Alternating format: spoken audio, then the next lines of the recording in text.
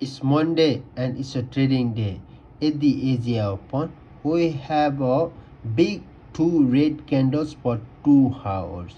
After touching this area, the buyers are presented. Why? Because as you can see in a 1 day candle, this area was a resistance area and now it is acting as a support, and after supporting the area, the market is accumulating and it produces a two big green candle. Why? Because buyers defeated the sellers. After that, we got a red candle over here.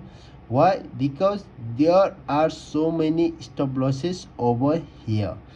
Maybe the market would accumulate it and move up, accumulate it and move up, and accumulate it and move up and fill this gap.